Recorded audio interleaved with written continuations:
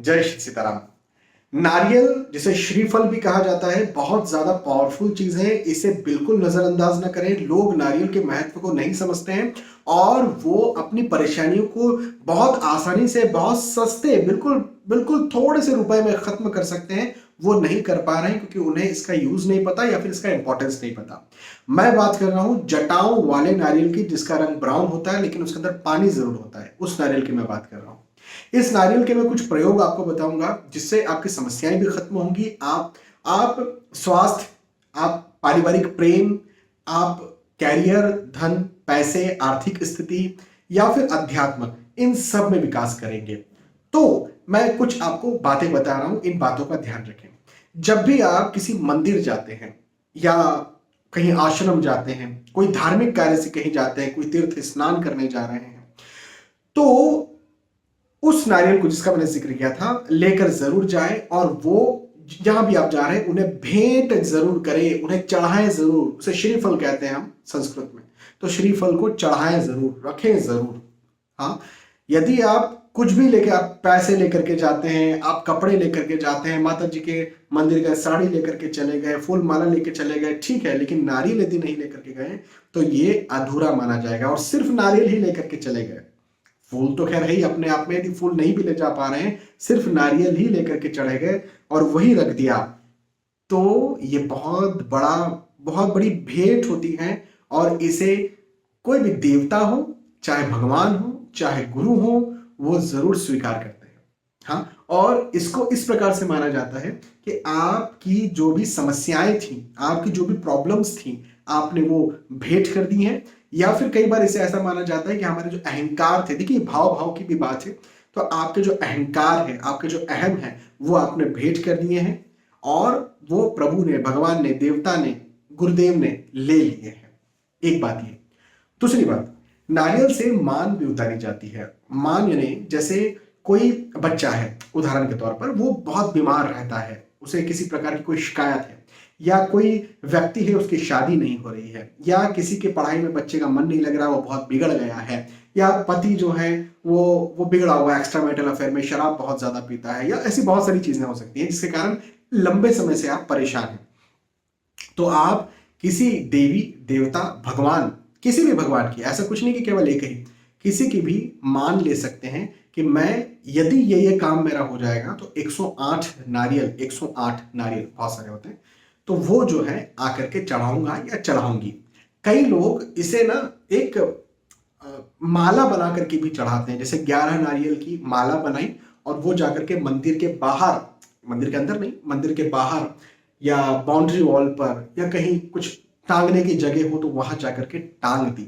ऐसे भी करते हैं। नाड़ा जो आता है ना, लाल रंग का मोटा, जो पूजा पाठ में यूज होता है, उससे माला भी बनाते हैं 11 नारियल की, तो वैसा भी कर सकते हैं। अन्यथा 108 नारियल ऐसे साबुत, अक्खे, बिना टूटे हुए भी आप चढ़ा सकते हैं। इससे वो समस्या, तो कैसे आप बोलेंगे किसी भी देवी देवता भगवान का नाम लेकर के कि प्रभु ये बच्चा जो है बहुत बिगड़ा हुआ है, इसे आप सुधार दीजिए, यदि ये सुधर जाएगा तो मैं वहां पर इस बच्चे के साथ आऊंगी या आऊंगा, 108 नारियल आपको भेंट करूंगा या करूंगी। तो ऐसा भी आप कर सकते हैं। अगली बात कि नारियल जो है, ये, इससे नजर भी उतारी जाती है, या फिर बुरी कोई आपदा है, या फिर आपको लग रहा है कि यार किसी की बहुत बुरी वाइब्स हैं हम पर, या किसी एक इंसान पर, या घर पर भी, तो इनकी नजर भी उतारी जा सकती है। तो कैसे नजर उतरती है? तो किसी, कोई इंसान है ना, आपको लगता है इसकी नजर उतारना है, तो नारियल लिया और उस नारियल को 11 बार क्लॉकवाइज जो है वो घुमाया, सर से पैर, पैर से सर, एक क्लॉक हुआ, ऐसे ही 11 बार घुमाया। और घुमा करके कहीं या तो आप बहते जल में प्रवाहित कर दें, पहली बात। यदि बहता जल आप नहीं है, नहीं प्रवाहित कर सकते, तो एक हवन बनाइए। ईट ईट से भी आप बना सकते हैं। हवन कुंड लेने की कोई जरूरत नहीं है। उसमें कुछ लकड़ियां लेकर के, या गाय के जो उपले होते हैं, गाय के कंडे, है ना, जो गोबर होता है वो सूख जाता है, वैसे कंडे या चारकोल लेकर के भी आप रख सकते हैं और उन्हें आग लगा करके, और फिर उसमें आप नारियल डाल सकते हैं, जिससे नारियल जो है वो जलेगा। नारियल जब जलेगा तो वो जो नजर है वो भी खत्म हो जाएगी। इसी प्रकार जैसे आपने इंसान के ऊपर से उतारा, ऐसे घर के ऊपर से भी उतारा जाता है। तो घर के बाहर रोड पर जाकर के खड़े हो जाएं ताकि पूरा घर आपको दिख रहा है, और घर के ऊपर से मतलब ऊपर से नीचे, नीचे से ऊपर, ये क्लॉक हुआ। तो ऐसे 11 बार क्लॉकवाइज घुमा करके और वो आप या तो बहते जल में प्रवाहित कर दें, या फिर आप क्या करें कि उसे इसी प्रकार से जो मैंने हवन में जलाने के लिए कहा था वैसा आप कर दें।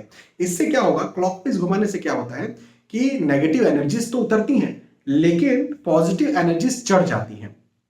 एंटी क्लॉकवाइज घुमाएंगे तो नेगेटिव एनर्जीज उतरेंगी, क्लॉकवाइज घुमाएंगे तो नेगेटिव एनर्जीज उतरेंगी और पॉजिटिव एनर्जीज चढ़ेगी। और सिर्फ ये नारियल के साथ होता है, ये दूसरी चीजों के साथ नहीं होगा, है ना। आप इसी गणित को हर जगह मत अप्लाई कीजिएगा। मैं सिर्फ नारियल की बात कर रहा हूँ, और किस प्रकार के नारियल की बात कर रहा हूँ वो मैंने आपको बता दिया है।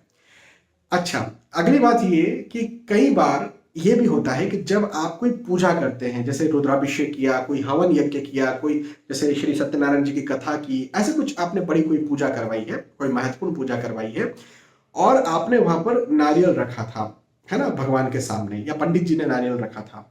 तो वो जो नारियल है, उस नारियल को आप लाल कपड़े में बांध करके, लाल कपड़े में पोटली बना करके अपने घर में कहीं पर ऊपर टांगने की कोई जगह हो, दीवार पर ऊपर कहीं कोने में या किसी जगह टांगने की जगह हो, तो वहां पर भी आप टांग सकते हैं। अब ये बात जरूर ध्यान रखें कि लाल रंग का इस्तेमाल साउथ ईस्ट या साउथ में ही होता है ना। आप नॉर्थ में लाल रंग ना टांगे। यदि आपके घर में नॉर्थ में ही जगह है टांगने की, तो नॉर्थ का रंग नीला होता है, नीला काला नहीं टांगना है, तो फिर सफेद रंग का कपड़ा जो है वो आप नॉर्थ में टांग सकते हैं। लेकिन लाल रंग का कपड़ा ज्यादा वर्क करता है, इसलिए साउथ या साउथ ईस्ट में ही लाल रंग के कपड़े में नारियल जो है वो ऊपर तरफ आप टांग दें।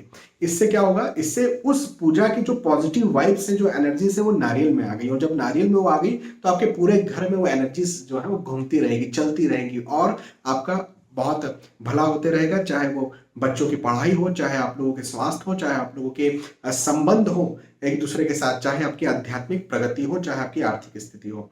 तो ये मैंने कुछ आपको नारियल के किस प्रकार से आप इनसे एनर्जीज ले सकते हैं, किस प्रकार से नेगेटिव एनर्जीज उतारी जा सकती है, किस तरह से पॉजिटिव एनर्जीज चढ़ाई जा सकती है, किस प्रकार से अपनी नेगेटिविटीज जो है वो भगवान या देवी देवताओं को दी जा सकती है। देखो, भगवान जो है वो अनंत है, नेगेटिविटीज भी उनकी है, पॉजिटिविटीज भी उनकी है। तो हमने यदि उनको दी है तो वो नेगेटिव नहीं हो जाएंगे, है ना।